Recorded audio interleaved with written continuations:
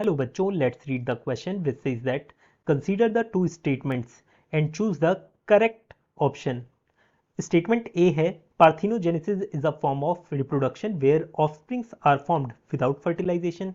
Statement B है only males can be formed by parthenogenesis.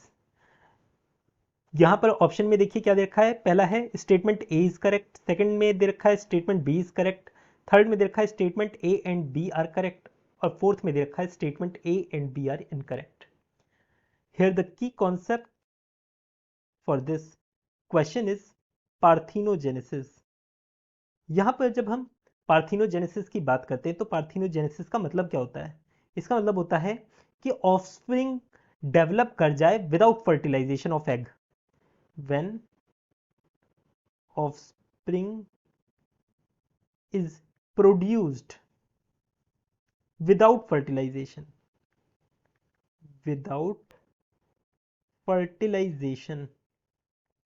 of eggs, उसे ही हम बोलते हैं पार्थिनोजेनेसिस।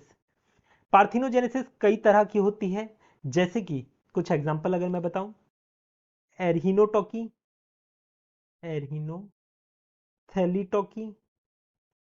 और एम्फीटॉकी। ये तीन टाइप की मेनली अकर होती है ऑर्गेनिजम्स में। एरहिनोटॉकी में सिर्फ और सिर्फ मेल प्रोड्यूस होते हैं अनफर्टिलाइज्ड एग से। थैलीटॉकी में सिर्फ और सिर्फ फीमेल प्रोड्यूस होती हैं अनफर्टिलाइज्ड एग से। एम्फीटॉकी में कोई भी प्रोड्यूस हो सकता है, इधर मेल और फीमेल, या तो मेल होगा या फिर फीमेल हो सकता है। तो यहां से हम कह सकते हैं पहली स्टेटमेंट जो दे रखी है, parthenogenesis is a form of reproduction where offspring are formed without fertilization, ये वाली स्टेटमेंट तो करेक्ट दे रखी है। बी स्टेटमेंट में क्या कहा गया? Only mails can be formed by parthenogenesis, नहीं, फीमेल भी बन सकता है।